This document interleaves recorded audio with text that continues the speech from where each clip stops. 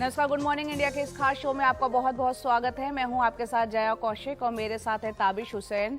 शुरुआत कर रहे हैं महाराष्ट्र की खबर से, जहां मुंबई की अगर हम बात करें तो यहां लगातार 3 दिन से रुक रुक कर बारिश हो रही है और कल रात भी कई इलाकों में रुक रुक कर बरसात होती रही। निचले इलाकों में सड़कों पर पानी जमा हो गया, लोगों को परेशानी झेलनी पड़ रही है और अंधेरी सबवे में इस वक्त पानी भर जाने से ट्रैफिक यहां पर बंद कर दिया गया है। और सुबह 5 बजे हाई टाइड होने के कारण समंदर का पानी भी शहर में आ गया था, लेकिन अब वो उतरने लगा है। मुंबई के लिए आज भी बारिश का अलर्ट जारी किया गया है। इसके साथ ही महाराष्ट्र में 8 जुलाई तक भारी बारिश की चेतावनी है।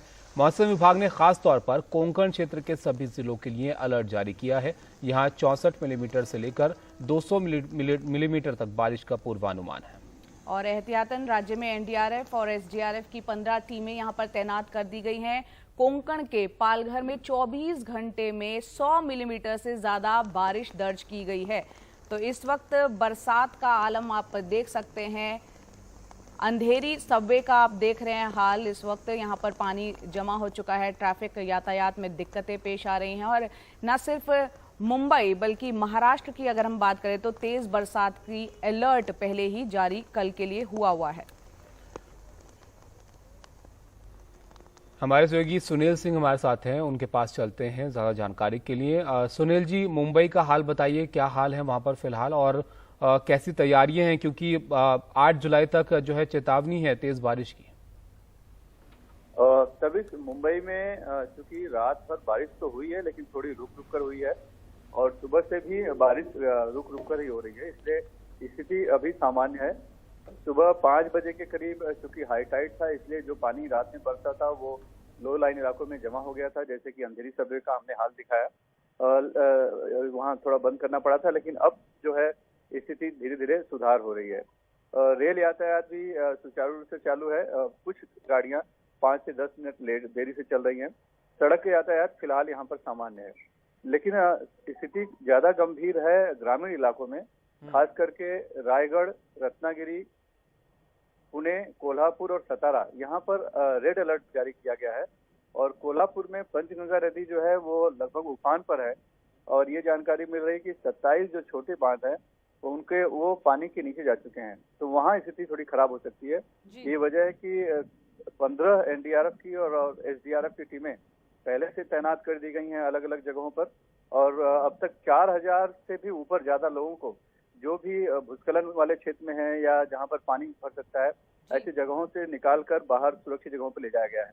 जी सुनील, यहाँ पर महाराष्ट्र में 8 जुलाई यानी कल के लिए भारी बारिश की चेतावनी दी गई है और हम जानते हैं जब भी मॉनसून आता है तो जो पुरानी जर्जर इमारतें हैं कई बार उनको भी खतरा पैदा हो जाता है। इंतजामात की अगर हम बात करें, क्योंकि अभी ये थोड़ा वक्त और चलेगा, इस तरह का जो मौसम चल रहा है, क्या किस तरह के इंतजामात आप देख पा रहे हैं? देखिए, पुरानी जर्जर इमारतों का मुंबई में बहुत इमारतें हैं, उनको नोटिस दी जाती है बारिश के पहले और कहा जाता है कि आप खाली कर दीजिए, लेकिन बहुत से ऐसे लोग होते हैं जो खाली नहीं कर पाते हैं, क्योंकि मुंबई में अपना घर छोड़कर किराए के मकान में जाना, किराया का भर पाना, ये बहुत से परिवारों के लिए बहुत मुश्किल हो पाता है। लिहाजा वो अपनी जान खतरे में डालकर उसी में रहने के लिए मजबूर होते हैं। अभी हमने देखा कि कुर्ला में पिछले हफ्ते एक इमारत गिर गई थी जिसमें कि लगभग 19 लोगों की मौत उसमें हो गई थी और हालांकि वो सभी मजदूर थे जो काम करने के लिए आए थे, तो सस्ता जगह देखकर वहां पर वो टिके हुए थे। तो इस तरह की हालात मुंबई में अब भी है। कल मैं पोस्टल कॉलोनी में गया था जहां पर कि हर साल भर जाता है पानी चेंबूर में। वहां पर भी जो नगर सेविका थी उनका कहना था कि जब तक रीडेवलपमेंट बिल्डिंग की नहीं होगी तब तक वो ये समस्या का समाधान नहीं होगा। लेकिन रहिवासियों का कहना है कि जो लैंडलॉर्ड है वो यहाँ है ही नहीं, तो रीडेवलपमेंट कैसे होगा और वो कहाँ जाएंगे, ये सबके सामने सवाल होता है। तो इसमें सरकार को एक पॉलिसी बनाकर जो भी ऐसी जर्जर इमारतें हैं जिनका कि वहां से हटाना बहुत जरूरी है, उनके लिए वैकल्पिक और अच्छी व्यवस्था उसी इलाके में करनी होगी, तभी जाके इस समस्या का समाधान होगा और जो जर्जर इमारतें खाली होंगी और फिर लोगों की जान जाने से बचेगी।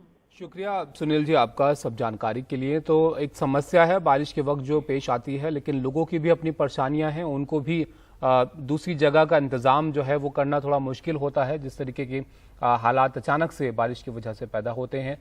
लेकिन जय, आप देखिए कि हर साल हम ऐसा देखते हैं जब बारिश होती है तो मुंबई में खासकर लोगों को खासी दिक्कत का सामना करना पड़ता है। अब भी बारिश हो रही है तो मुंबई में भारी बारिश की वजह से मंगलवार से जारी चेतावनी अब भी बनी हुई है और रात में थमने के बाद सुबह से फिर से बारिश ने जोर पकड़ा और कई जगह पर जल भराव जैसी समस्या भी देखने को मिली।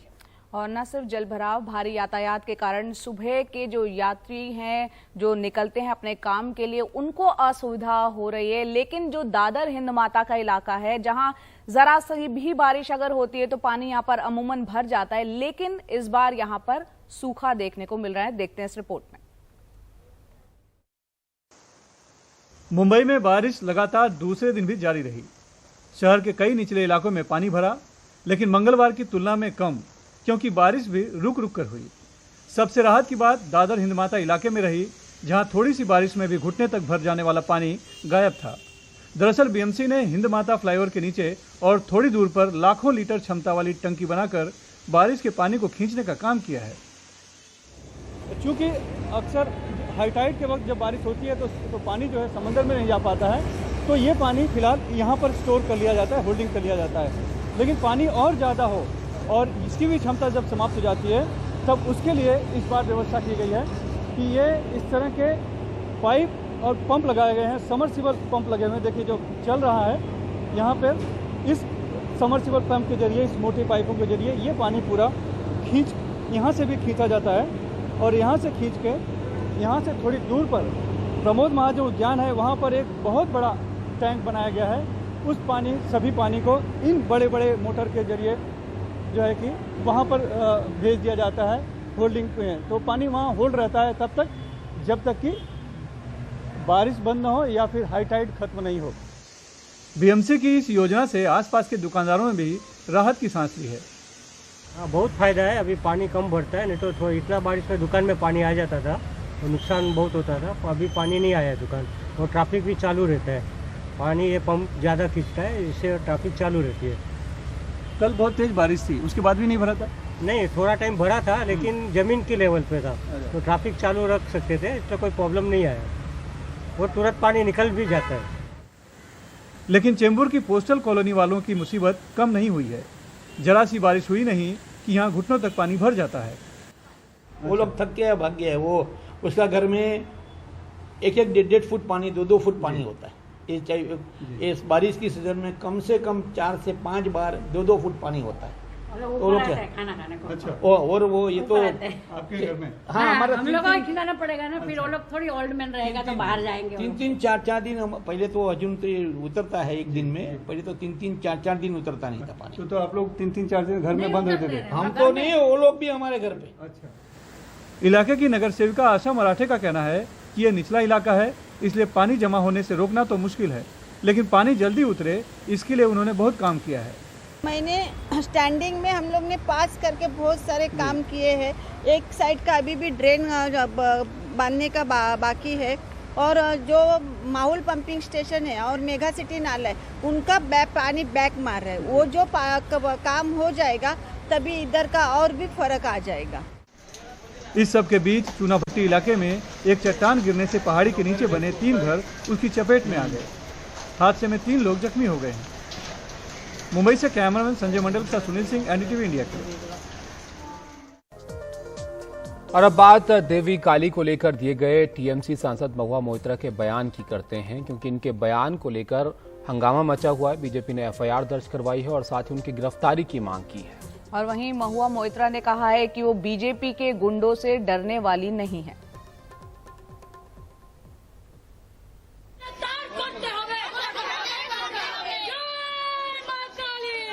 कोलकाता में टीएमसी की तेज तरार सांसद महुआ मोइत्रा के खिलाफ बीजेपी महिला मोर्चा की महिलाओं का प्रदर्शन। बीजेपी ने कोलकाता के बहु बाजार थाने में शिकायत भी दर्ज कराई। उनकी मांग है कि महुआ मोइत्रा को गिरफ्तार किया जाए। आरोप है कि महुआ मोइत्रा ने मंगलवार को एक निजी चैनल के कार्यक्रम में देवी काली को लेकर विवादास्पद बयान दिया है। टीएमसी ने इस बयान से खुद को अलग किया है। कोई भाषा नहीं है, इतना घटिया शब्द हमारी हिंदू और जो सनातन सेंटीमेंट है उसके ऊपर सीधा सीधा असर हुआ है। बंगाल का हर घर में देवी माँ काली को पूजन होता है। हम लोग का फास्टिंग होता है काली पूजा का दिन, अमावस्या का दिन। इसका खिलाफ कानूनी तरीके से कार्रवाई होना चाहिए। नहीं होगा तो शांतिपूर्ण तरीके से ध्वज लेकर महाकाली जी का तस्वीर और प्रतिमा लेकर, मूर्ति लेकर एजिटेशन भी होगा शांतिपूर्ण तरीके से। महुआ मोइत्रा का कहना है कि भारत में उपासना के कई रूप हैं और काली के भी। उनके लिए एक काली वे भी हैं जो हर तरह का भोग स्वीकार करती हैं। महुआ ने ट्वीट कर बीजेपी को जवाब दिया। उन्होंने लिखा, सामने आओ बीजेपी, मैं काली की भक्त हूँ, किसी से नहीं डरती, न तुम्हारे अज्ञान से, न तुम्हारे गुंडों से, न तुम्हारी पुलिस से और आपके ट्रोल से तो कतई नहीं। सत्य को समर्थन की जरूरत नहीं पड़ती। महुआ के समर्थन में कांग्रेस नेता शशि थरूर ने भी ट्वीट किया, मैं बदनीयत गढ़े हुए विवाद से अनजान नहीं हूँ, लेकिन महुआ पर हो रहे हमलों से हैरान हूँ। महुआ मोइत्रा ने वही कहा जो हर हिंदू जानता है कि हमारे देश में पूजा के तरीके बहुत अलग अलग हैं। देवी को कोई क्या चढ़ाता है, इससे देवी से ज्यादा भक्त के बारे में पता चलता है। अपने बयानों से हमेशा चर्चा में बने रहने वाली महुआ के लिए विवाद कोई नई बात नहीं है। इसमें कोई दो राय नहीं है कि भारत में जितने भी देवी देवता हैं उनसे भी ज्यादा उनके रूप हैं। इसी विविधता से पैदा होती है उदारता की परंपरा। हमें यह सोचना होगा कि हम बात बात पर आहत होते रहें या फिर अपनी विविधता और अपनी उदारता को बचाए रखें। नई दिल्ली से राजीव रंजन, एनडीटीवी इंडिया। और वहीं देवी काली पोस्टर विवाद को लेकर महुआ मोइत्रा ने जो बयान दिया, जिस पर विवाद भी हुआ, टीएमसी उससे नाराज है, खुद को इस बयान से अलग कर लिया है। महुआ उस बयान पर अब तक न केवल कायम है ताबिश, बल्कि वो बीजेपी को उन्हें गलत साबित करने की चुनौती भी यहां पर दे रही है। बिल्कुल, काफी तेज तरार नेता जो है वो मानी जाती हैं और उसी अंदाज में वो अब भी नजर आ रही हैं। एनडीटीवी से बात करते हुए महुआ मोइत्रा ने क्या कुछ कहा, आपको सुनाते हैं। I'm a Kali worshipper. I'm a devotee of Shakti, and this is the way she's been worshipped for thousands of years. I challenge the BJP anywhere in Bengal or anywhere in India to prove me wrong, to prove that anything that I've said is wrong. They filed FIRs, and in Bengal, in every PS that they filed an FIR, within 5 kilometers of that police station, there will be a Kali temple where Ma Kali will be worshipped in the manner that I have said. In Madhya Pradesh, in Bhopal, the chief minister said that apparently, he's filed an FIR. I asked him to move 200 kilometers from Bhopal to Ujjain, where the Kal Bhairav temple is, where the goddess is offered alcohol every single day. I asked him, and I asked the government in Madhya Pradesh, the BJP government, to place on affidavit in the Jabalpur High Court that this does not happen. I will take back my words. उधर अमरावती में chemist Umesh कोले की हत्या के मामले में NIA ने PFI के जिला अध्यक्ष सुहेल नदवी से पूछताछ की और कल पूरे दिन पूछताछ के बाद उन्हें जाने दिया गया। एनआईए के रडार पर रहबर संस्था के भी कुछ लोग यहां पर हैं। और उधर अमरावती पुलिस ने खुलासा करते हुए उस थ्योरी को नकार दिया है जिसमें कहा गया था कि हत्याकांड और नुपुर शर्मा के रिश्ते को उसने दबाया है। ये तस्वीर सुहेल नदवी की है। ये शख्स अमरावती में पीएफआई का अध्यक्ष है। उमेश कोले हत्याकांड में एनआईए ने मंगलवार को इसके दरवाजे पर दस्तक दी। अमरावती में जो पीएफआई है उसके जिला अध्यक्ष सुहेल नदवी का ये घर है। इस गली में आखिरी जहां पर आप पीले रंग की एक पन्नी देख सकते हैं, ये उनका घर है। और खबर आ रही है कि सुबह 7 बजे के आसपास एनआईए की टीम आई थी और इनके सुहेल नदवी को उठाकर ये पास में नागपुर गेट पुलिस स्टेशन है, वहां पर ले जाया गया और वहां सुबह से उनकी पूछताछ हो रही है। सुबह 7-7:30 बजे हमारे घर में एनआईए की टीम आई थी अजीत कदम के साथ। 5 गाड़ियां थी 4 व्हीलर, उसमें एनआईए की पूरी टीम थी। 7-7:30 बजे बगैर इन्फॉर्मेशन के वो लोग आए थे।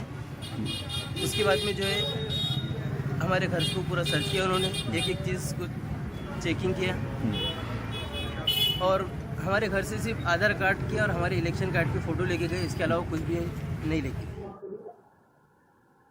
अमरावती पुलिस ने एक प्रेस नोट जारी करके कहा है कि जिन लोगों को धमकी मिल रही है वो पुलिस को शिकायत दे सकते हैं।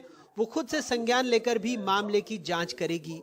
हम सुओ मोटो तो जा ही रहे हैं क्योंकि लोग आए ना आए, हमें शहर में शांति का माहौल कायम रखना है और इस तरह से कोई भी अगर थ्रेट देगा तो ये गलत है और हम उसके ऊपर कार्रवाई करेंगे, इसलिए हम सुमो मोटो कर रहे हैं। फिर भी अगर पब्लिक को हमें कोई इन्फॉर्मेशन देनी है तो हमने अपना एक टोल फ्री नंबर, एक व्हाट्सएप नंबर पब्लिक को दिया है और इनकी पूरी इन्फॉर्मेशन गोपनीय रखी जाएगी। इसके अलावा एक हमारे पास पहले एक थ्रेट कॉल की रिटन कंप्लेन आई है, उस पर हमने कुछ लोगों को राउंड ऑफ किया है। बहरहाल इन सब के बीच मृतक उमेश कोल्हे की पोस्टमार्टम रिपोर्ट भी एनडीटीवी को मिली है, जिससे पता लगा है कि कैसे हत्यारों ने गर्दन के बाएं हिस्से पर इतनी तेजी से वार किया कि शरीर की कई नसें कट गई, चाकू से रीढ़ तक गहरा घाव हो गया। उधर गिरफ्तारी में एक नाम की भूमिका पर भी सवाल हैं। परिजनों के अलावा पीड़ित परिवार और पुलिस भी उसे सीमित मान रही है। डॉक्टर यूसुफ खान, मेरे शौहर जो है डॉक्टर साहब, तो वो वेटरनरी डॉक्टर है और ये उमेश भाई का मेडिकल स्टोर है एनिमल्स के मेडिसिन का, तो हमेशा वो वहाँ से मेडिसिन लेते थे और उनके जो दोस्त आने वाले हैं अदर डॉक्टर्स वो भी वहीं से लेते थे। तो इस तरह से उनका रिलेशन उनसे उमेश भाई से कम 15 सालों से, और उमेश भाई इतने अच्छे इंसान थे तो उन्होंने अपने दोस्त भी तो अच्छे ही चुने होंगे ना, डॉक्टर साहब के अंदर अच्छाई देखी होंगी, तभी तो उनकी फ्रेंडशिप 15 साल से थी ना।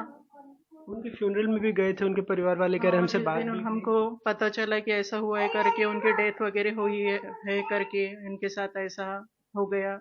तो इतना रोए उन्होंने घर पर आकर, और दूसरे दिन उनके मैयत में भी गए, उनके फैमिली वालों से ही मिले कि ऐसा कैसा ये हो गया करके। घर में 3-4 दिन तक खाना नहीं खाया उन्होंने, और यहाँ तक कि क्यों बीमार हो गए थे तो मुझे इनामदार डॉक्टर के पास जाकर उनको सलाइन वगैरह भी लगाने पड़ा था कि मेरे दोस्त के साथ ऐसा कैसा हो गया करके। वो सदस्य जो है वो हमारे पहले तो बिजनेस टर्म्स थे, डॉक्टर यूसुफ जी डॉक्टर का तो ऐसा था, यूसुफ जी का ऐसा था कि वो भी भैया के अच्छे दोस्त भी थे।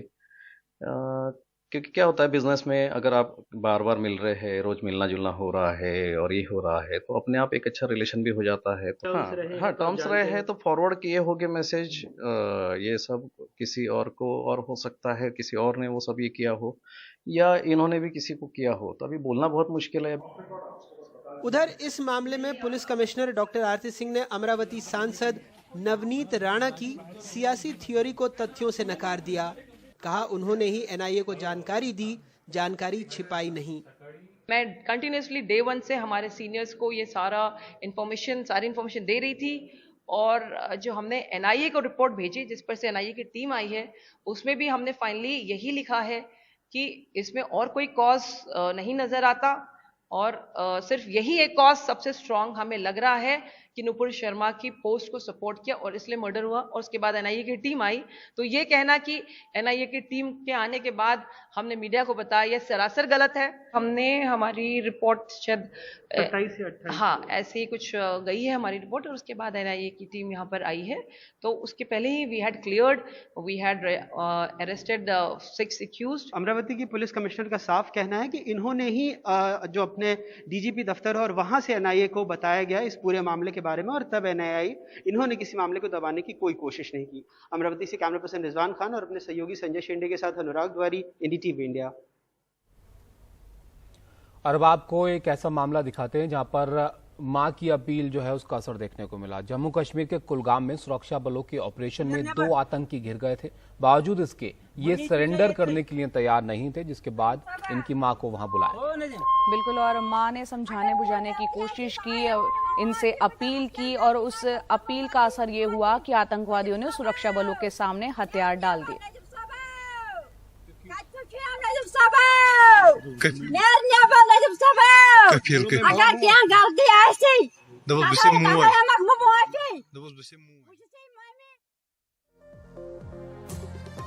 और अभी वक्त है एक ब्रेक का। ब्रेक के बाद आपको बताएंगे डोलो दवाई बनाने वाली कंपनी माइक्रो लैब्स पर क्यों पड़ा आयकर विभाग का छापा। ब्रेक के बाद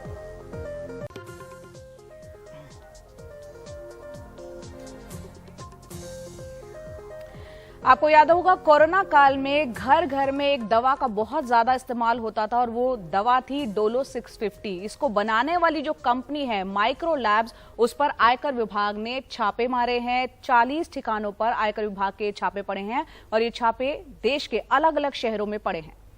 माइक्रोलैब के अफसरों के घरों पर भी छापे पड़े हैं और कोरोना के दौर में डोलो 650 टैबलेट की बिक्री में जबरदस्त उछाल आया था। इस दौरान डोलो 650 की बम्पर बिक्री हुई थी और सूत्रों के मुताबिक 2 साल में कंपनी ने 400 करोड़ रुपए कमाए। और सूत्रों के मुताबिक ये भी बताया जा रहा है कि कोविड के बाद 350 करोड़ टैबलेट बिके और माइक्रोलैब पर आयकर चुराने का आरोप अब यहां पर लगा है।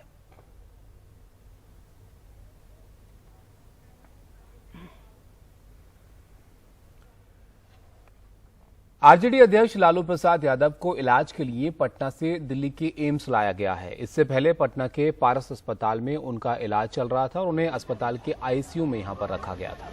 आपको बता दें, कुछ दिन पहले पटना में उनका जो घर है वहां पर वो सीढ़ियों से गिर गए थे और उनके कंधे में फ्रैक्चर हो गया था, कमर पर भी चोट आई थी। आरजेडी प्रमुख पहले से कई बीमारियों से पहले से ही वो जूझ रहे हैं, ग्रस्त हैं। ये कल की तस्वीरें आप देख रहे हैं, देर रात जब उनको एम्स ले जाया गया था। इस पर ज्यादा जानकारी दे रहे हैं हमारे सहयोगी परिमल कुमार।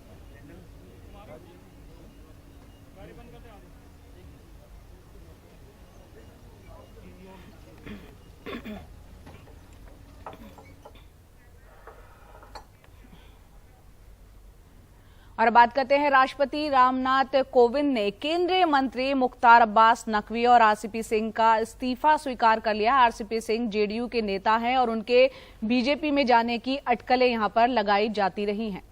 मुख्तार अब्बास नकवी अल्पसंख्यक मामलों का मंत्रालय देख रहे थे और उनका राज्यसभा का कार्यकाल आज समाप्त होने जा रहा था। ऐसे में इस मंत्रालय की जिम्मेदारी अब स्मृति ईरानी को सौंपी गई है। इसके अलावा एक बदलाव और है, आरसीपी सिंह के स्टील मंत्रालय की कमान ज्योतिरादित्य सिंधिया को दी गई है।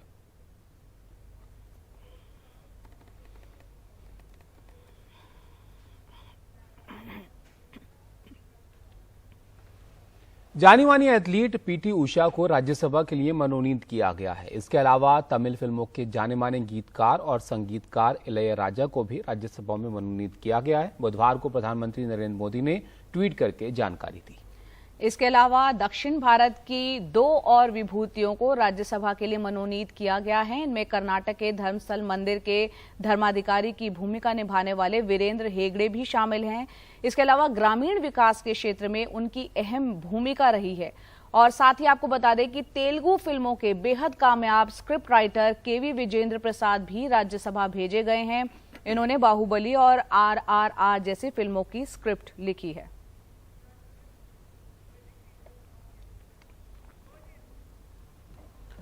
यहां पर वक्त एक छोटे से ब्रेक का। ब्रेक के बाद भी खबरें जारी हैं, जल्द हाजिर होते हैं। अब आपके घर के बजट से जुड़ी हुई खबर आपको बताते हैं। खाना बनाना कुछ और महंगा हो गया है क्योंकि गैस सिलेंडर के दाम 50 रुपए और बढ़ गए हैं और ये इस साल के दौरान चौथी बढ़ोतरी है। तो यहाँ पर लगातार हम देख रहे हैं किस तरह से घरेलू गैस सिलेंडर के दाम बढ़ रहे हैं। रसोई का बजट लोगों का बिगड़ चुका है। यानी ये भी हमने देखा कि जनवरी से अब तक अगर देखें तो 26% से ज्यादा दाम बढ़े हैं। हालांकि 19 किलो के जो कमर्शियल सिलेंडर की अगर हम बात करें तो उसके दाम 206 रुपए 50 पैसे वो सस्ता हुआ है।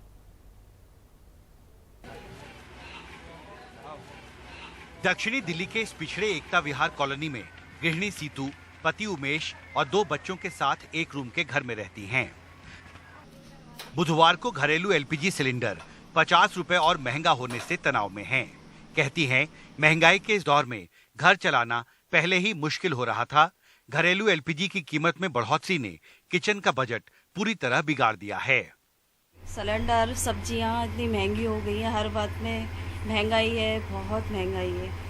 बहुत महंगाई हो गई, बहुत महंगाई हो गई सर, हर चीज में। बच्चों को खिलाएंगे, हम खाएंगे, घर का खर्चा करें, क्या करें सर। मुश्किल हो रहा है, बहुत मुश्किल हो रहा है। सिलेंडर में पैसे बढ़ते जाते हैं हर महीने कभी कुछ। सभी पे दिक्कत है इसकी वजह से, पैसे बढ़ाने से। जब नॉर्मल था जब सही था सर, अब हर महीने पैसे बढ़ रहा है सर। तनख्वाह का कोई रूल नहीं है, पैसों का कीमतें घटानी चाहिए सर। हम जैसे गरीब आदमी कहाँ जाएंगे सर। 1000, 1200, 1500, 12-15 हज़ार की नौकरी है सर। घर का खर्च भी है, फिर गैस भराएंगे, घर का खर्चा है, बाहर का खर्चा है सर, हर चीज है। सीतू की पड़ोसी नेहा भी घरेलू गैस महंगा होने से नाराज हैं। कहती हैं, बच्चों की पढ़ाई जारी रखना मुश्किल हो रहा है क्योंकि घरेलू गैस पर खर्च बढ़ता जा रहा है। सिलेंडर कम करा जाए, सस्ता करा जाए और जो सैलरी है वो बढ़ाई जाए, जो हम अपने बच्चों को पढ़ा सकें या किसी चीज़ में अपने बच्चों में वेस्ट जो पैसा हमारा इन चीज़ों में जा रहा है हम अपने बच्चों के साथ लगा सकें। दरअसल बुधवार को कंपनियों ने दिल्ली में 14.2 किलो वाले घरेलू एलपीजी सिलेंडर की कीमत 1003 रुपए प्रति सिलेंडर से बढ़ाकर 1053 रुपए प्रति सिलेंडर कर दी, यानी 50 रुपया महंगी। पिछले 2 महीनों में ये तीसरी बढ़ोतरी है। 1 जुलाई 2021 को दिल्ली में घरेलू एलपीजी सिलेंडर की कीमत 834 रुपए 50 पैसे प्रति सिलेंडर थी, जो 1 साल बाद 218 रुपए 50 पैसे महंगी होकर 1053 रुपए प्रति सिलेंडर की हो गई है, यानी 26.18% महंगी।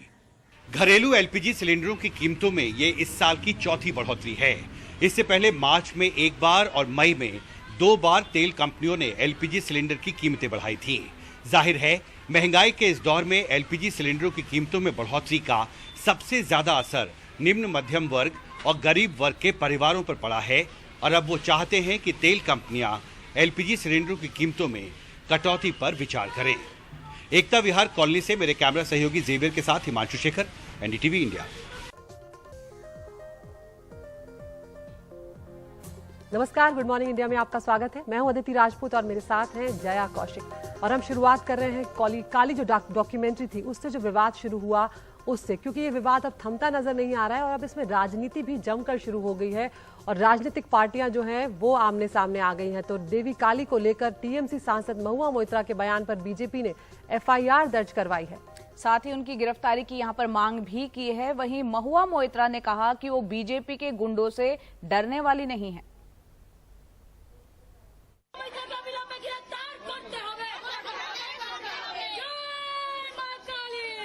कोलकाता में टीएमसी की तेज तर्रार सांसद महुआ मोइत्रा के खिलाफ बीजेपी महिला मोर्चा की महिलाओं का प्रदर्शन। बीजेपी ने कोलकाता के बहु बाजार थाने में शिकायत भी दर्ज कराई। उनकी मांग है कि महुआ मोइत्रा को गिरफ्तार किया जाए।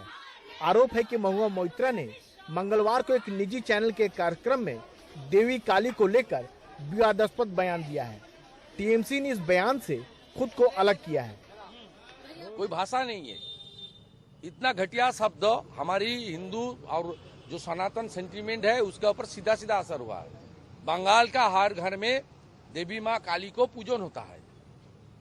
हम लोग का फास्टिंग होता है काली पूजा का दिन, अमावस्या का दिन। इसका खिलाफ कानूनी तरीके से कार्रवाई होना चाहिए। नहीं होगा तो शांतिपूर्ण तरीके से ध्वज लेकर माँ काली जी का तस्वीर और प्रतिमा लेकर, मूर्ति लेकर एजिटेशन भी होगा शांतिपूर्ण तरीके से। महुआ मोइत्रा का कहना है कि भारत में उपासना के कई रूप हैं और काली के भी। उनके लिए एक काली वे भी हैं जो हर तरह का भोग स्वीकार करती हैं। महुआ ने ट्वीट कर बीजेपी को जवाब दिया। उन्होंने लिखा, सामने आओ बीजेपी, मैं काली की भक्त हूँ, किसी से नहीं डरती, न तुम्हारे अज्ञान से, न तुम्हारे गुंडों से, न तुम्हारी पुलिस से और आपके ट्रोल से तो कतई नहीं। सत्य को समर्थन की जरूरत नहीं पड़ती। महुआ के समर्थन में कांग्रेस नेता शशि थरूर ने भी ट्वीट किया, मैं बदनीयत गढ़े हुए विवाद से अनजान नहीं हूँ, लेकिन महुआ पर हो रहे हमलों से हैरान हूँ। महुआ मोइत्रा ने वही कहा जो हर हिंदू जानता है कि हमारे देश में पूजा के तरीके बहुत अलग अलग हैं। देवी को कोई क्या चढ़ाता है, इससे देवी से ज्यादा भक्त के बारे में पता चलता है। अपने बयानों से हमेशा चर्चा में बने रहने वाली महुआ के लिए विवाद कोई नई बात नहीं है। इसमें कोई दो राय नहीं है कि भारत में जितने भी देवी देवता हैं उनसे भी ज्यादा उनके रूप हैं। इसी विविधता से पैदा होती है उदारता की परंपरा। हमें यह सोचना होगा कि हम बात बात पर आहत होते रहें या फिर अपनी विविधता और अपनी उदारता को बचाए रखें। नई दिल्ली से राजीव रंजन, एनडीटीवी इंडिया। देवी काली पोस्टर विवाद को लेकर महुआ मोइत्रा ने जो बयान दिया, जिस पर विवाद भी हुआ, टीएमसी उससे नाराज हुई, खुद को उस बयान से अलग कर लिया, लेकिन महुआ मोइत्रा अभी तक उस बयान पर कायम है। और वो सिर्फ कायम ही नहीं है बल्कि वो बीजेपी को उन्हें गलत साबित करने की चुनौती भी दे रही है। एनडीटीवी से बात करते हुए महुआ मोइत्रा ने क्या क्या कहा है वो आपको सुनवाते हैं। I'm a Kali worshipper. I'm a devotee of Shakti, and this is the way she's been worshipped for thousands of years. I challenge the BJP anywhere in Bengal or anywhere in India to prove me wrong, to prove that anything that I've said is wrong. They filed FIRs, and in Bengal, in every PS that they filed an FIR, within 5 kilometers of that police station, there will be a Kali temple where Ma Kali will be worshipped in the manner that I have said. In Madhya Pradesh, in Bhopal, the chief minister said that apparently, he's filed an FIR.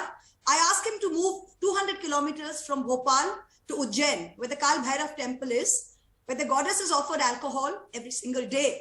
I asked him, and I asked the government in Madhya Pradesh, the BJP government, to place on affidavit in the Jabalpur High Court that this does not happen. I will take back my words. और इस बीच Canada के आगा Khan museum से काली documentary का विवादित poster हटा दिया गया है। म्यूजियम ने इस बारे में माफी मांगते हुए कहा है कि वो सभी धर्मों का सम्मान करते हैं। डॉक्यूमेंट्री की सभी प्रचार सामग्री तत्काल हटा दी गई है। भारतीय उच्चायोग ने पोस्टर हटाने के लिए कनाडा की जो सरकार है उससे अपील की थी।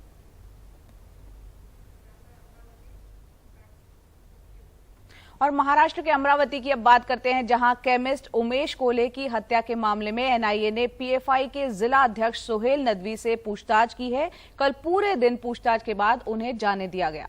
एनआईए के राडार पर रहबर संस्था के भी कुछ लोग हैं। उधर अमरावती पुलिस ने खुलासा करते हुए उस थ्योरी को नकार दिया है जिसमें कहा गया था कि हत्याकांड और नुपुर शर्मा के रिश्ते को उसने दबाया। ये तस्वीर सुहेल नदवी की है। ये शख्स अमरावती में पीएफआई का अध्यक्ष है। उमेश कोल्हे हत्याकांड में एनआईए ने मंगलवार को इसके दरवाजे पर दस्तक दी। अमरावती में जो पीएफआई है उसके जिला अध्यक्ष सुहेल नदवी का ये घर है। इस गली में आखिरी जहां पर आप पीले रंग की एक पन्नी देख सकते हैं, ये उनका घर है। और खबर आ रही है कि सुबह 7 बजे के आसपास एनआईए की टीम आई थी और इनके सुहेल नदवी को उठाकर ये पास में नागपुर गेट पुलिस स्टेशन है वहां पर ले जाया गया और वहां सुबह से उनकी पूछताछ हो रही है। सुबह 7-7:30 बजे हमारे घर में एनआईए की टीम आई थी अजीत कदम के साथ। 5 गाड़ियाँ थी 4 व्हीलर, उसमें एनआईए की पूरी टीम थी। 7-7:30 बजे बगैर इन्फॉर्मेशन के वो लोग आए थे। उसके बाद में जो है हमारे घर को पूरा सर्च किया उन्होंने, एक चीज़ को चेकिंग किया और हमारे घर से सिर्फ आधार कार्ड की और हमारे इलेक्शन कार्ड की फ़ोटो लेके गए। इसके अलावा कुछ भी नहीं लेके। अमरावती पुलिस ने एक प्रेस नोट जारी करके कहा है कि जिन लोगों को धमकी मिल रही है वो पुलिस को शिकायत दे सकते हैं। वो खुद से संज्ञान लेकर भी मामले की जांच करेगी। हम सुओ मोटो तो जा ही रहे हैं क्योंकि लोग आए ना आए, हमें शहर में शांति का माहौल कायम रखना है और इस तरह से कोई भी अगर थ्रेट देगा तो ये गलत है और हम उसके ऊपर कार्रवाई करेंगे। इसलिए हम सुओ मोटो कर रहे हैं। फिर भी अगर पब्लिक को हमें कोई इन्फॉर्मेशन देनी। और इस वक्त एक अहम खबर आ रही है। मुंबई के एक शॉपिंग मॉल में आग लगी है। पवई हीरा नंदानी में यहां पर आग लगी है और फायर ब्रिगेड की टीम मौके पर मौजूद है। तो मुंबई से खबर, जहां फायर ब्रिगेड की टीम वहां पर पहुंच चुकी है। पवई हीरा नंदानी एक शॉपिंग मॉल में आग लगी है। सुनील सिंह है हमारे साथ, फोन लाइन पर जुड़ गए हैं। सुनील, क्या जानकारी मिल रही है? तस्वीरें हम देख रहे हैं शॉपिंग मॉल में आग की सामने आ चुकी है। जी, पवई हीरानंदानी में सुपर मार्केट है, उसी में ये आग लगी है। आग लेवल 2 की है। शुरू में धुआं दिखाई पड़ा था, तब फायर ब्रिगेड को सूचना दी गई थी और फायर ब्रिगेड की जो गाड़ियां हैं, दमकल गाड़ियां वहां पहुंची हैं और आग बुझाने की कोशिश में जुटी हुई हैं। और ये जानकारी अपडेट मिल रही है कि आग को काबू में कर लिया गया है। और सुबह, चूंकि सुबह का वक्त था, मॉल में या सुपर मार्केट में कुछ लोग थे नहीं, इसलिए किसी के फंसे होने की अभी तक कोई खबर नहीं है। जी सुनील, आग लगने की वजह, हालांकि अभी बहुत ही शुरुआत ही हुई है, कुछ पता चल पाया कैसे ये आग लगी? अभी इसकी जानकारी न तो पुलिस बता पा रही है और न ही दमकल विभाग के पास है। उनका कहना है कि हम पहले आग पे काबू पूरा पा लेंगे, आग बुझने के बाद फिर इसकी जब जांच की जाएगी। और चूंकि रात में मॉल तो बंद रहता है, तो फिर किस तरह से लगी, शॉर्ट सर्किट है या कोई और वजह है, उसकी जांच की जाएगी। जी, बहुत बहुत शुक्रिया सुनील आपका इस तमाम जानकारी के लिए। तो मुंबई से इस वक्त खबर आ रही है, एक सुपर मार्केट है पवई हीरा नंदानी इलाके में और वहां पर आग लगी है और फायर ब्रिगेड की टीम मौके पर पहुंची। और जिस तरह से सुनील बता रहे हैं कि क्योंकि सुबह का वक्त है तो राहत ये रही कि वहां पर बहुत ज्यादा लोग नहीं थे, अमूमन इक्का दुक्का लोग ही वहां पर पहुंचे थे। लेकिन इस वक्त किसी तरह के नुकसान की कोई खबर सामने नहीं आई है। तो तस्वीरें आपको दिखा रहे हैं यहाँ पर मुंबई में एक सुपरमार्केट में आग लगी है। पवई हीरा नंदानी इलाके में है ये सुपरमार्केट और फिलहाल फायर ब्रिगेड की गाड़ियों की तस्वीरें भी हमारे सामने जया, वहां पर आग बुझाने की जो कार्रवाई है वो शुरू हो चुकी है। बिल्कुल, ये तस्वीरें कुछ देर पहले की ही हैं और यहाँ पर आग पर काबू पाने की कोशिशें लगातार जारी हैं। किसी को किया हो तो अभी बोलना बहुत मुश्किल। और अभी वक्त है एक ब्रेक का। ब्रेक के बाद आपको बताएंगे माइक्रो लैब्स पर क्यों पड़ा आयकर विभाग का छापा। ब्रेक के बाद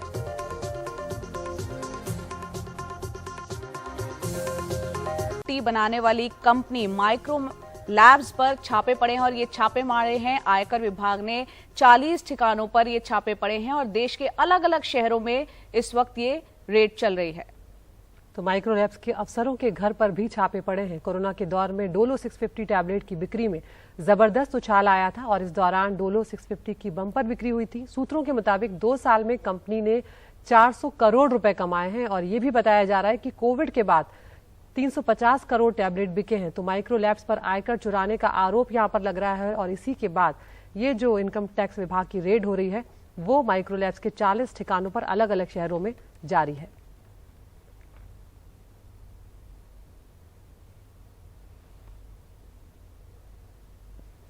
और अब बात करते हैं आरजेडी अध्यक्ष लालू प्रसाद यादव की, जिनको इलाज के लिए पटना से दिल्ली के एम्स अस्पताल लाया गया है कल देर रात। इससे पहले पटना के पारस अस्पताल में उनका इलाज चल रहा था, उन्हें अस्पताल के आईसीयू में रखा गया था। आपको बता दें कुछ दिन पहले पटना में उनका जो घर है वहां पर सीढ़ियों पर वो गिर गए थे, जिसके बाद उनके कंधे में फ्रैक्चर आ गया था, कमर पर भी चोट आई थी। आरजेडी प्रमुख पहले से ही कई बीमारियों से जूझ रहे हैं। एम्स से यहाँ पर ये तमाम तस्वीरें हमारे सहयोगी परिमल कुमार ने भेजी है। ये कल की तस्वीरें हैं जब उनको एम्स लाया गया था।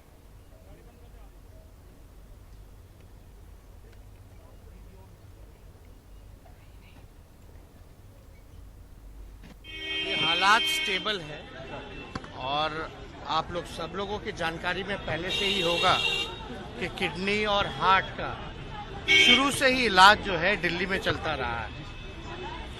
तो बाकायदा एम्स में चलता रहा है और जो डॉक्टर जो देखते रहे हैं, जिनको लालू जी के मेडिकल हिस्ट्री का और इलाज का, ट्रीटमेंट का सारा जानकारी पता है, प्राप्त है, तो वहीं हम लोगों की राय बनी कि वहाँ ले जाकर के इनकी इलाज जो है वहीं कराया जाए, ट्रीटमेंट कराया जाए। लालू यादव की बिगड़ी तबीयत में पहले से अब सुधार है, पर बेहतर इलाज के लिए पटना से दिल्ली के एम्स का रुख किया। डॉक्टर बता रहे हैं कि फिलहाल लालू प्रसाद यादव की हालत स्थिर है। पटना के अस्पताल में मुख्यमंत्री नीतीश कुमार भी लालू यादव से मिलने पहुंचे। दिल्ली जाएंगे और सब तरह का टेस्ट कराएंगे और उन लोगों से ही। इतना ही नहीं, नीतीश कुमार से पहले अश्विनी चौबे, शाहनवाज हुसैन, मंगल पांडे जैसे नेता अस्पताल आए। मंगलवार को पीएम मोदी ने तेजस्वी से बात करके बेहतर इलाज को लेकर उनकी जरूरतें पूरा करने का आश्वासन भी दिया था। कल प्रधानमंत्री जी का भी फोन आया था और जब से एडमिशन हुआ है अस्पताल में तब से मुख्यमंत्री जी लगातार फॉलोअप भी ले रहे हैं। सभी मंत्री से लेकर के राहुल गांधी जी हो या प्रियंका गांधी जी हो, उनसे भी हमारी बात हुई है। उन लोगों ने भी चिंता जताई है और वो सब लोग यही दुआ कर रहे हैं कि जल्द से जल्द लालू जी स्वस्थ हो। 2 दिन पहले लालू यादव अपने घर में सीढ़ियों से गिर गए थे, जिससे कंधे में फ्रैक्चर हुआ था और कमर में चोट आई थी, जिसके बाद उनको पटना के अस्पताल में दाखिल करवाना पड़ा था। नहीं, तबीयत अच्छी है और बहुत ज़्यादा अच्छा इम्प्रूवमेंट हुआ है पिछले 2 दिनों में। बात कर रहे हैं, फैमिली से मिल रहे हैं, बिल्कुल बात कर रहे हैं, फैमिली मेंबर्स हैं और कई लोगों से और भी मिले हैं। कल अश्विनी चौबे साहब भी आए थे, उनसे भी मुलाकात हुई है। अब एम्स में डॉक्टरों की पूरी एक टीम की देखरेख में उनका उपचार शुरू होगा। उम्मीद कि जल्द ही वो पूरी तरह स्वस्थ हों। पटना से मनीष कुमार के साथ नई दिल्ली से परिमल कुमार, एनडीटीवी इंडिया। तो केंद्रीय मंत्री मुख्तार अब्बास नकवी और आरसीपी सिंह का इस्तीफा स्वीकार हो गया है। आरसीपी सिंह जेडीयू के नेता हैं और उनके बीजेपी में जाने की अटकलें लगातार चल रही थी और उधर मुख्तार अब्बास नकवी जो हैं वो अल्पसंख्यक मामलों का मंत्रालय देख रहे थे। उन दोनों का ही कार्यकाल आज समाप्त हो रहा है। ऐसे में जो मुख्तार अब्बास नकवी उनका जो मंत्रालय है उसकी जिम्मेदारी अब स्मृति ईरानी को सौंप दी गई है। इसके अलावा एक बदलाव और है, आरसीपी सिंह के स्टील मंत्रालय की कमान ज्योतिरादित्य सिंधिया को सौंपी गई है।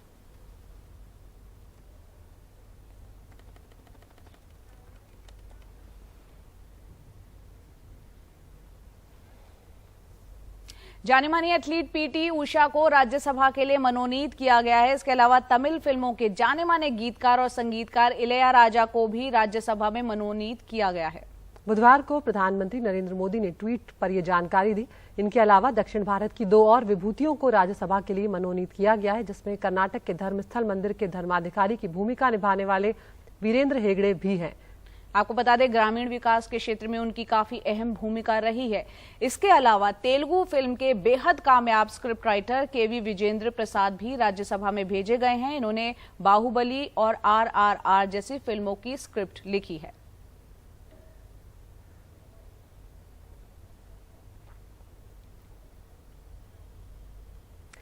सपा प्रमुख अखिलेश यादव और उनके सहयोगी ओपी राजभर के बीच विवाद खुलकर सामने आ गया है। ओपी राजभर ने रामपुर और आजमगढ़ लोकसभा चुनाव की हार का ठीकरा अखिलेश यादव के सिर फोड़ते हुए कहा था कि अखिलेश के प्रचार न करने से सपा चुनाव हार गई है। अखिलेश यादव ने लखनऊ में प्रेस कॉन्फ्रेंस की, उस दौरान पलटवार करते हुए कहा कि उन्हें किसी की सलाह की जरूरत नहीं है।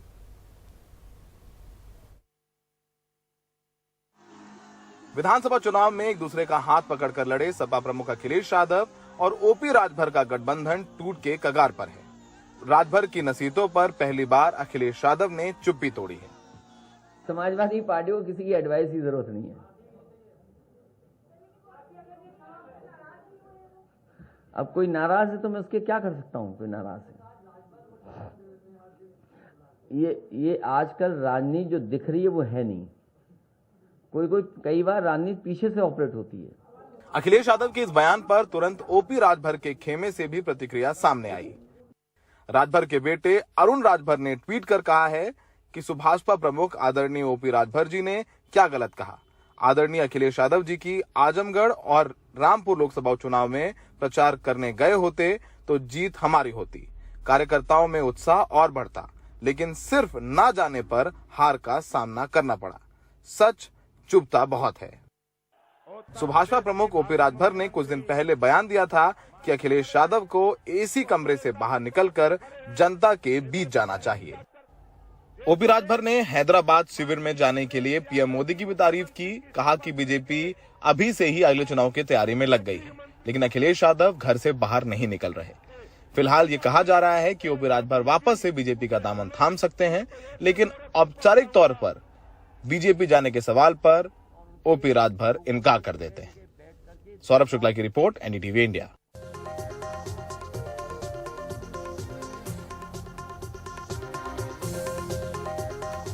तो इस वक्त की खबर आपको हम बता दें कि पल्लवी पटेल, जिन्होंने उत्तर प्रदेश विधानसभा चुनाव में उप मुख्यमंत्री केशव प्रसाद मौर्य को हराया था, उनकी तबीयत अचानक से बिगड़ गई और उनको अस्पताल में भर्ती कराना पड़ा। लखनऊ के मेदांता अस्पताल में यहां पल्लवी को भर्ती कराया गया है। मेदांता के आईसीयू वार्ड में इस वक्त उनको रखा गया है, जहां उनका इलाज चल रहा है। सौरभ शुक्ला हमारे सहयोगी फोन लाइन पर जुड़ रहे हैं। सौरभ, क्या जानकारी मिल रही है, कैसी है तबीयत इस वक्त? देखिए, जो जानकारी निकल कर के आई है जया, अभी भी पल्लवी पटेल की हालत गंभीर बताई जा रही है। पल्लवी पटेल ने इस विधानसभा चुनाव में केशव मौर्य को हराया था। बहुत बड़ा उलटफेर था और लगातार काफी मुखर रूप से बीजेपी की सरकार के खिलाफ वो बोलती भी रही हैं। बताया जा रहा है कि कल वो अपने सरकारी आवास में लखनऊ में थी और उनको चक्कर आया, गिरी तो सर पे चोट लगी है। जब सर पे चोट लगी तो उनको उसी वक्त ब्रेन हैमरेज हो गया और उन्हें लखनऊ के मेदांता अस्पताल में एडमिट कराया गया और वो रात से उनको आईसीयू में रखा गया है। 12 बजे के बाद जब डॉक्टर्स दोबारा एक बार चेकअप करेंगे तो वास्तविक स्थिति का पता चलेगा, लेकिन फिलहाल बताया जा रहा है कि उनकी हालत काफी गंभीर है। उनके अस्पताल में भर्ती होने के बाद उनसे चुनाव हारे उप मुख्यमंत्री केशव मौर्य ने भी उनके स्वास्थ्य को लेकर के चिंता जाहिर की। हर जगह से उनके लिए मैसेजेस आ रहे हैं, उनके लिए लोग ट्वीट कर रहे हैं। आपको बताएं जया, वो उनको न्यूरोलॉजी डिपार्टमेंट में एडमिट कराया गया है। जो न्यूरो सर्जन है वो उनका इलाज कर रहे हैं। और अभी हाल में ही 2 दिन पहले सोनेलाल पटेल जो उनके पिता हैं, उनकी जयंती थी, उसको लेकर के भी उन्होंने कार्यक्रम आयोजित कराया था। हम सबको पता है कि सोनेलाल पटेल की जो बेटियों में राजनीतिक तौर पे काफी लड़ाई है। सोनेलाल पटेल की एक बेटी अनुप्रिया पटेल बीजेपी के साथ है और पल्लवी पटेल की माँ कृष्णा पटेल दोनों अखिलेश यादव के साथ में। इनका अपना दल कमेरावादी है और पल्लवी पटेल का अपना दल एस है। तो दोनों बहनों में भी लड़ाई है और पल्लवी पटेल ने अपना नाम बनाया था विधानसभा चुनाव में और वाकई में इस तरीके से उनका गिरना और सर पे चोट लग जाना, ब्रेन हेमरेज हो जाना काफी लोगों को यकीन नहीं हो रहा है। तो फिलहाल वो आईसीयू में भर्ती हैं और उनकी हालत गंभीर बताई जा रही है। तो हालत गंभीर बताई जा रही है। पल्लवी पटेल के बारे में सौरभ थोड़ा और बताएं, क्योंकि किस तरह से उन्होंने उप मुख्यमंत्री केशव प्रसाद मौर्य को उन्होंने हराया और एक अपनी अलग पहचान बनाई। वो सिराथू से विधायक हैं और किस तरह का पूरा उनका स्ट्रगल रहा है और यहाँ पर क्या उनकी तबीयत, परिवार वालों से क्या बातचीत हो पाई है? क्या तबीयत उनकी पहले से ही खराब थी, ये सब कुछ अचानक हुआ? नहीं, सब कुछ अचानक हुआ। उन्होंने कुछ कमजोरी की बात कही थी और उसको चक्कर आया। जब चक्कर आया उनको तो उनके गिरने से बताया जा रहा है कि सर पर चोट आ गई, जिस वजह से उनको ब्रेन हैमरेज हो गया। तो ये बताया जा रहा है और उसके बाद उनको मेदांता अस्पताल में ले जाके भर्ती कराया गया था। मेदांता हॉस्पिटल के न्यूरोलॉजी डिपार्टमेंट में इमरजेंसी मेडिसिन विभाग की टीम इस वक्त जांच कर रही है। पूरे पैनल बनाया गया है और अखिलेश यादव जो पूर्व मुख्यमंत्री हैं, सपा प्रमुख हैं, वो भी उनके हालचाल जान रहे हैं। उन्होंने भी डॉक्टरों से बात की और हर व्यक्ति इस समय की जिस तरीके से राइज हुआ पल्लवी पटेल का बहुत जबरदस्त है। उन्होंने केशव मौर्य को सिराथू से चुनाव हरा दिया और काफी संघर्षशील है। तो अभी काफी मुखर भी रही हैं। अभी जब सोनेलाल पटेल की जयंती थी तब उनसे हमारे फोन पे बात भी हुई थी। वो बता रहे थे किस तरीके से उनके कार्यक्रम को नहीं होने दिया जा रहा है। तो फिलहाल सभी उनके जल्द स्वास्थ्य होने की शुभकामनाएं दे रहे हैं, लेकिन उनकी हालत बताई जा रही है कि गंभीर है। बिल्कुल, हालत अभी गंभीर है। मेदांता में, लखनऊ में अस्पताल में आईसीयू में भर्ती है। कल अचानक से जो है चक्कर आ गया था, वो गिर गई थी और उनको चोट भी लगी थी। ब्रेन हैमरेज उनका हुआ है। डॉक्टर अभी जो है आज 12 बजे एक बार फिर उनकी मेडिकल ब्रीफिंग और पूरे रिपोर्ट के बाद ही कुछ कहा जा सकेगा, लेकिन फिलहाल वो अस्पताल में है, उनका इलाज चल रहा है। और केशव प्रसाद मौर्य जो उन्होंने ट्वीट किया है, वो ट्वीट भी हम आपको बता देते हैं, जिसमें कि उन्होंने लिखा है कि कौशाम्बी जनपद के सिराथू से सपा की लोकप्रिय विधायक पल्लवी पटेल जी के अस्वस्थ होने का समाचार प्राप्त हुआ है। भगवान से जल्द स्वस्थ होने की उनके लिए प्रार्थना करता हूं।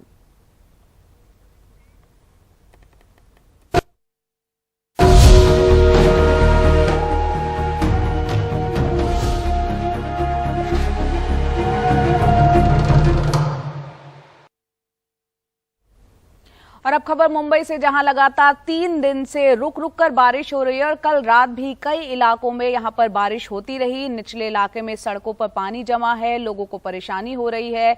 अंधेरी सबवे में पानी भर जाने से अभी बताया जा रहा है कि ट्रैफिक वहां पर बंद कर दिया गया था। सुबह 5 बजे हाई टाइड होने के कारण समंदर का पानी भी शहर में आ गया था, लेकिन अब वो उतरने लगा है। मुंबई के लिए आज भी बारिश का अलर्ट जारी किया गया है। साथ ही महाराष्ट्र में 8 जुलाई यानी कि कल भारी बारिश की चेतावनी है। मौसम विभाग ने खासतौर पर कोंकण क्षेत्र के सभी जिलों के लिए अलर्ट जारी किया है। यहां पर 64 मिलीमीटर से लेकर 200 मिलीमीटर तक बारिश का पूर्वानुमान है। एहतियातन राज्य में एनडीआरएफ और एसडीआरएफ की 15 टीमें तैनात कर दी गई हैं। कोंकण के पालघर में 24 घंटे में 100 मिलीमीटर से ज्यादा बारिश दर्ज की गई है।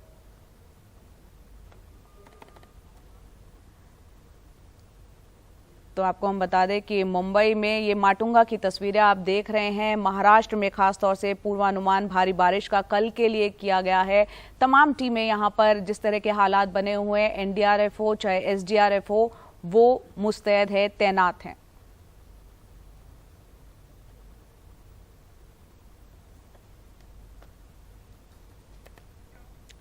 सुनील सिंह इस वक्त फोन लाइन पर हमारे सहयोगी हमारे साथ जुड़ रहे हैं। सुनील, इस वक्त मुंबई और खासतौर से महाराष्ट्र के जो प्रभावित इलाके हैं, वहां क्या हाल है? निचले इलाकों का क्या हाल है? देखिए जया, इस समय बारिश जो है कि रुकी हुई है या फिर बहुत धीमी चल रही है और रुक रुक के हो रही है। इसीलिए और चूंकि जो हाई टाइड का वक्त था वो भी सुबह 5 बजे के करीब था, तो अभी लो टाइड का वक्त है, तो वैसी कुछ स्थिति नहीं है जहाँ की बहुत ज्यादा जल जमा हुआ हो। थोड़ा बहुत पानी जो कहीं है जहाँ लो इलाके जहाँ जमा हुआ था वो भी अब नीचे उतरता सा दिख रहा है। तो रेल यातायात और सड़क यातायात दोनों सामान्य रूप से फिलहाल चल रहे हैं। 5 से 10 मिनट की देरी है लेकिन इतनी समस्या नहीं है कि बहुत ज्यादा परेशानी हो मुंबईकरों को आज सुबह। जी, तो ये एक अच्छी खबर है कि फिलहाल रुक रुक कर जो बारिश कल से चल रही थी फिलहाल वो थमी हुई है। जो लोगों को परेशानी हो रही है, जाहिर सी बात है बारिश रुकेगी तो पानी की निकासी भी हो पाएगी। बहुत बहुत शुक्रिया सुनील सिंह पूरी जानकारी के लिए आपका। यहाँ पर फिलहाल वक्त है एक ब्रेक का, ब्रेक के बाद जल्द हाजिर होंगे। और वक्त तो चला आपको टॉप 5 खबरें दिखाने का। आपको करना यह है कि एनडीटीवी इंडिया के यूट्यूब चैनल पे जाना है, पोल का हिस्सा बनना है, बताना है किन खबरों को चैनल पर पूरा दिन विस्तार से देखना चाहते हैं। पहली खबर, काली पोस्टर विवाद पर टीएमसी सांसद महुआ मोइत्रा ने कहा कि काली की भक्त किसी से डरती नहीं।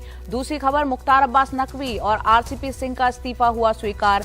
तीसरी खबर, कोरोना काल में घर घर की दवा डोलो 650 बनाने वाली कंपनी पर रेड।